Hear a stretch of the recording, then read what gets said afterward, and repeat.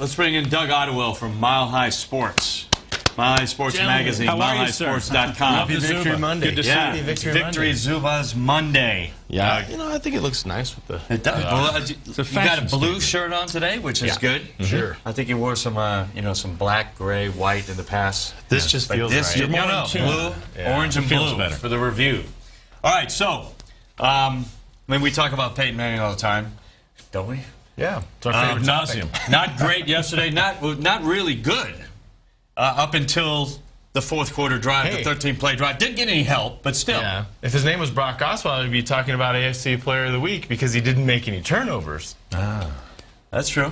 Right? But it was funny. We heard Gary Kubiak say the question was, did you ever think about going to Brock when the offense was struggling? Right. Because when Peyton replaced Brock, the offense was struggling with turnovers. Right. Now Brock wasn't responsible for all those, so it wasn't his fault. Yesterday, the offense struggling, 7 drop passes, so Peyton wasn't responsible in that way. But he did bring Peyton in to replace Brock, but he wasn't going to Brock yesterday.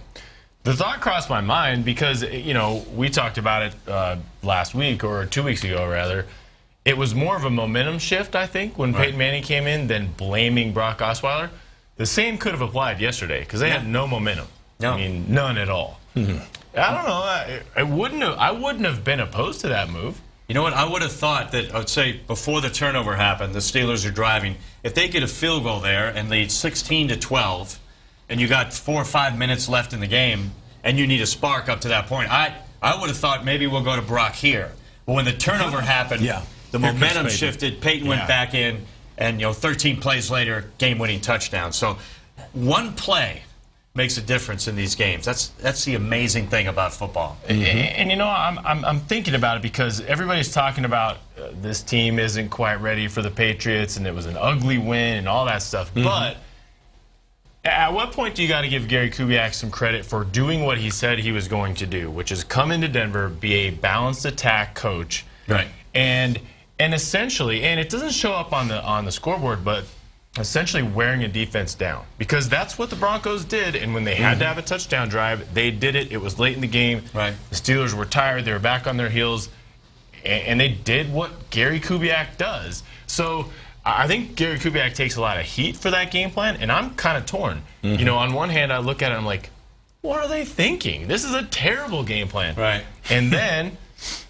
as it plays out, it's kind of like the body blows for a boxer. Eventually, they work. And that's kind of what we saw yesterday. All right, everybody's looking ahead. It's Manning, Brady Bowl 17, but this one's different because Peyton doesn't have to beat the Patriots. Wade Phillips can, right? I mean, he can take care of Tom Brady, and all Peyton really needs to do is manage the football and put some points on the board via touchdowns, right? Turn it over, and, number one defense, you got a shot. Well, I think the defense is the key. I mean, that's the thing that the Broncos never or haven't had against the Patriots in these, last few meetings. Or even Peyton Manning, he's never had anything like this before either. I mean, he was always playing with okay defenses, and it was really on his shoulders to win those games. I think that's why this is a different matchup from that standpoint, where maybe the pressure's not on him so much. It's going to be on the defense to do what they've done all year. Yeah, and I think we have examples in the past of, is it better to win pretty, a la 2013, when you just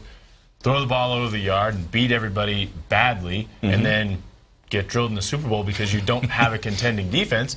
Or is it better to win ugly and have a defense that can hold some of the most high-powered offenses in the league to really pretty miserable days, which is what happened yesterday? But on social media, I mean, fans, we talk about this every week, but there was fire Kubiak, the game plan sucks.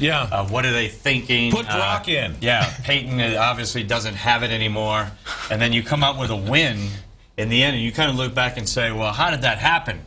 Because Peyton wasn't really good up until the final drive. The defense was giving up huge chunks of yardage to Big Ben. I mean, just big play after big play. But they ended up holding him out of the end zone, except for one touchdown, 6 second-half points. And it just seems that defense, no matter how many big plays they might give up between the 20s, that defense always comes through when needed. And I think that's going to be the key to this game. The Broncos' defense against Tom Brady. I think Peyton Manning is not an afterthought to this thing, but Peyton Manning needs to do what he did, 222 yards of offense, hopefully a touchdown pass, no turnovers, no picks, and give it to the D. I think that'll be the key. And I think it was interesting because it looked to me that the defense was a little bit passive at the beginning part of the game because they sat back in the zone. And, Right. and it might have had to do with, hey, let's let Big Ben prove that he can Right. throw. Who it knows further what than that 5 shoulder years. was about, right? Or 5 yards. But, you know, I think with the Patriots, you go with your standard plan of attack because they've already done it once. And why fix it if it ain't broke? I think All right. Well, look, I don't know about you guys, but I can't wait for Sunday. I really can't. And as badly as the Broncos played yesterday, hey, they're still alive. And ultimately, in the postseason, it doesn't matter how it goes down. Win's a win. Survive, advance, and here we are. I mean, could you write a better script? We got Manning, Brady for a shot to get to Santa Clara. You really couldn't. And I look back to when I was 9 years old, 10 years old, and the Broncos were in the playoffs. I don't remember this utter disappointment following a win. And trust me, all those wins weren't pretty. You know, I mean, yeah, they were on the road. The drive wasn't pretty. The fumble sure wasn't pretty. that was luck. Right. You're one play away from losing that game. The drive 2 against Houston required magic from Elway. I mean, none of those wins were necessarily dominant. But I don't remember people being so concerned, I guess, heading into the next week. Right. You just remember the euphoria of winning and being, no matter how it happened. I mean, a fumble inside the 5. Yeah. You know, to save the game. Right. And the drive, you're about to lose to Cleveland, and Elway manufactures, engineers that beautiful little piece of And NFL we all history. thought we were going to roll in the Super Bowl after those. Yeah.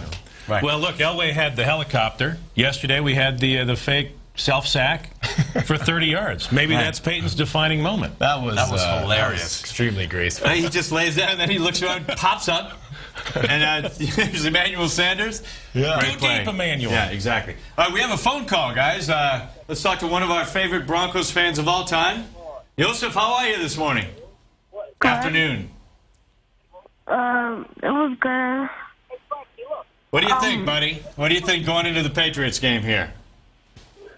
I think it's gonna be good, and also yesterday, that was also, I think, like, we got lucky because it was kind of a tough game, and anyways, we won, so whatever.